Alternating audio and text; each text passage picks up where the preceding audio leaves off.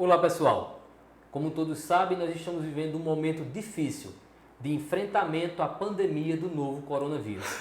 E neste momento é preciso que algumas medidas sejam adotadas de modo que minimizem os impactos que são gerados nas relações jurídicas. E não é diferente nas relações trabalhistas. Hoje nós iremos tratar da medida provisória 936, que foi publicada no dia de ontem.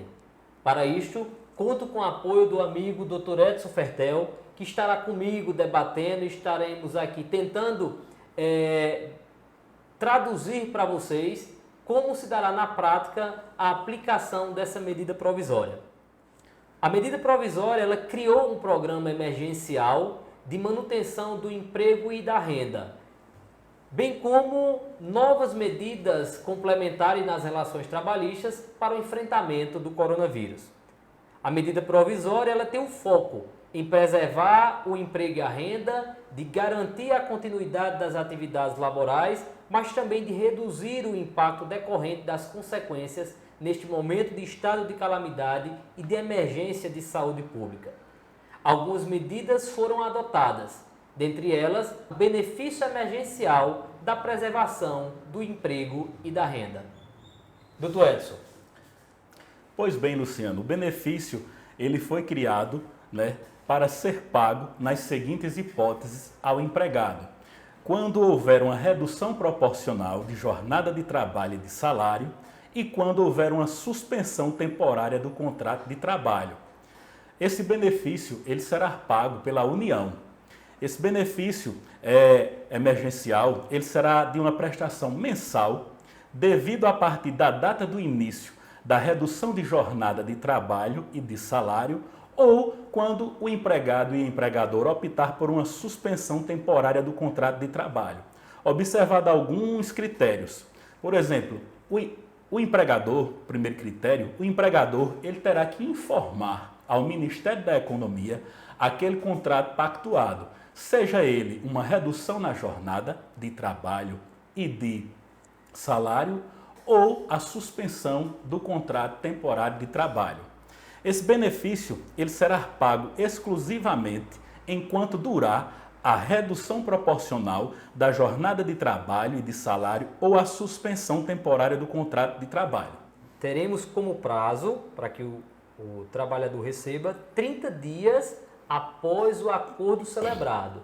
No entanto, o empregador terá que observar o prazo de 10 dias para enviar ao Ministério da Economia do acordo que foi celebrado, não é isso? Exatamente. E eu acho que é importante atentarmos para esse prazo, doutor Edson, porque esse prazo de 10 dias, caso ele não seja informado pelo empregador ao Ministério da Economia, ele responsabiliza o empregador a arcar com toda a remuneração do trabalhador. Então fica aí um alerta para você que vai celebrar o acordo da redução da jornada de trabalho e de salário, bem como a suspensão do contrato de trabalho, de observar o prazo de 10 dias para comunicar ao Ministério da Economia. E algumas pessoas vão perguntar, e como é que eu vou comunicar? Isso vai ser através do site, vai ser através de um programa? A medida provisória diz que o Ministério da Economia ainda irá disciplinar a forma de envio desses comunicados.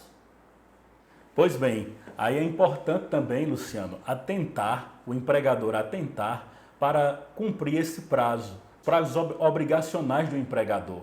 Porque caso ele ultrapasse esse prazo de 10 dias de comunicação, por exemplo, se ele deixar para fazer essa comunicação 20 dias, o empregador ele só terá o direito a partir da data daquela comunicação.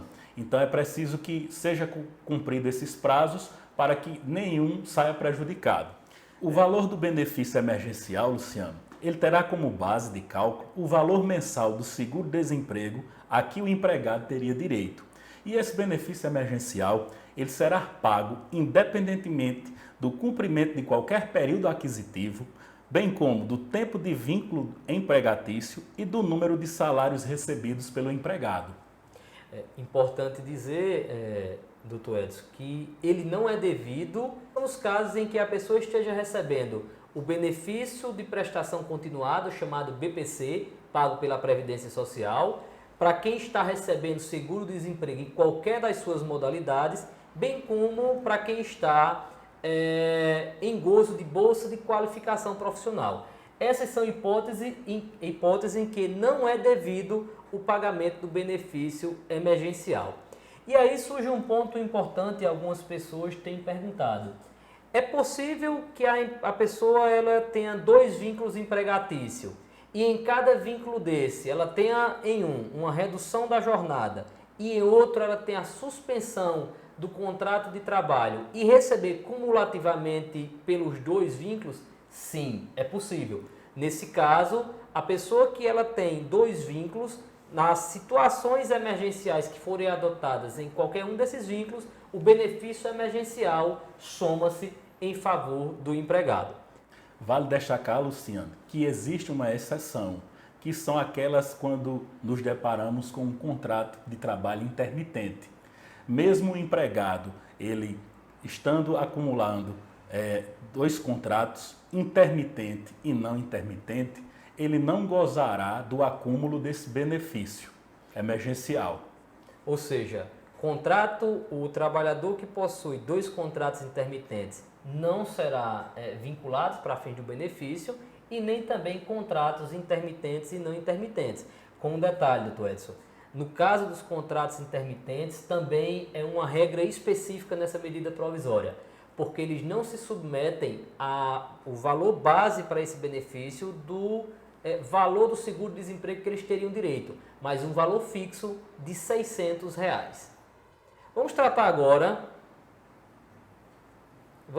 agora de uma das medidas previstas na medida provisória, que é da redução proporcional da jornada do trabalho e de salário. Durante o estado de calamidade pública e a situação de emergência de saúde pública internacional, o empregador ele poderá reduzir a proporção da jornada de trabalho e de salário por até 90 dias, seguindo alguns critérios, como preservação do valor do salário do trabalhador e a pactuação desse acordo individual com o empregado. O primeiro requisito é a preservação do salário hora trabalhado. O segundo requisito é um acordo escrito individualmente entre o empregado e o empregador, desde que cumpra o prazo mínimo de antecedência de 2 dias. E o terceiro requisito deve ser observado os percentuais de 25% de redução da jornada de trabalho, 50% de redução da jornada de trabalho ou 70% de redução da jornada de trabalho. Isso é interessante, doutor Edson, porque o acordo, como ele é individual, ele permite ao empregador que tenha vários funcionários celebrar reduções de jornadas de trabalho específicas com cada um. Agora, há uma pergunta que ela surge. É possível celebrar redução de jornada nos percentuais diferentes daquelas que foram mencionadas aqui? É sim. O artigo 11 da medida provisória, ela diz em seu parágrafo 1º que poderão ser estabelecidos percentuais de redução de jornada de trabalho diverso, desde que o acordo ele seja por convenção ou acordo coletivo, em que esse percentual, diferente daquele de 25, 50 e 70, ele pode ser estabelecido. No meio dessa discussão, doutor Edson, surge uma pergunta. E quando é que a jornada de trabalho será restabelecida? Quando é que ela voltará à jornada normal que estava sendo praticada? Ela pode ser em 3 ocasiões. A primeira é quando cessar o estado de calamidade. A segunda é quando já põe termo, ali o fim, no contrato de trabalho individual entre o empregador e o empregado. E a terceira é quando o empregador resolve antecipar o fim daquela determinação no prazo de 2 dias. Vamos tratar agora da suspensão do contrato de trabalho. A medida provisória também trouxe uma outra alternativa que preserve o emprego e a renda dos trabalhadores. Trata-se da suspensão do contrato de trabalho. Durante o estado de calamidade pública, o empregador poderá suspender o contrato de trabalho do empregado pelo prazo de até 60 dias, fracionado em 2 períodos de 30 dias. Essa suspensão, assim como na redução da jornada de trabalho, ela deve acontecer por acordo individual, celebrado entre o empregador e o empregado, e também encaminhado com antecedência mínima de 2 dias corridos. No caso da suspensão do contrato de trabalho, o empregado terá direito a todos os benefícios que ele tinha concedidos pelo empregador. Bem como, e surge sempre essa pergunta, como é que fica as questões previdenciárias do empregado? É importante dizer que o empregado está autorizado a contribuir para o regime da Previdência na condição de contribuinte facultativo. E qual a importância que tem essa informação? É que alguns trabalhadores podem estar próximos de completar o período para requerer a sua aposentadoria. E o fato de contribuir, ainda que facultativo nesse período, permite a ele completar esse período de contribuição para a sua aposentadoria.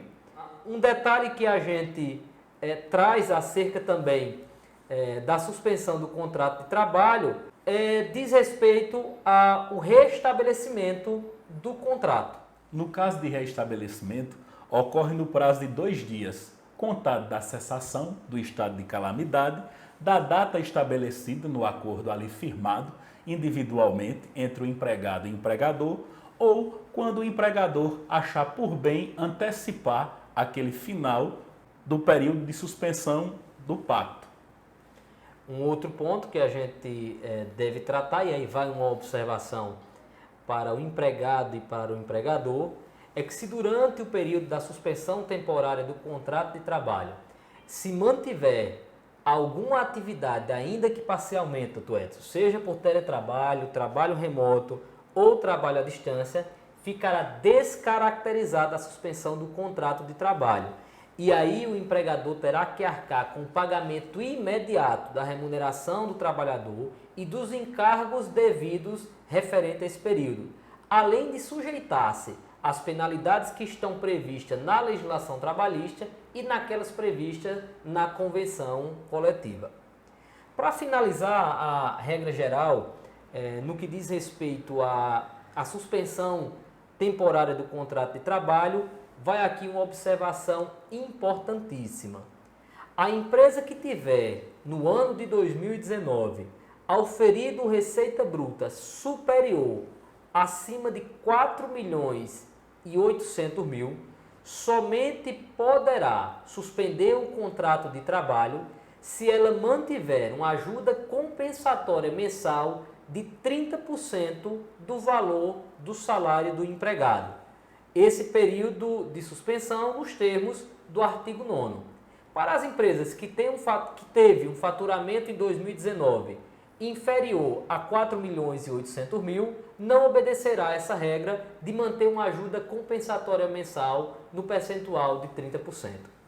É importante destacar que o empregado que recebeu o benefício emergencial de preservação do emprego e renda ficará reconhecida a garantia provisória no emprego, seja durante a vigência do acordo da redução da jornada do trabalho e da suspensão temporária do contrato de trabalho, seja no restabelecimento da redução da jornada ou da suspensão do contrato de trabalho.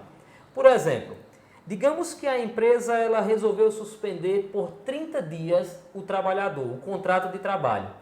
Durante esses 30 dias da suspensão, não poderá haver demissão, como também restabelecendo-se o contrato de trabalho, os 30 dias seguintes não poderá haver a demissão desse trabalhador.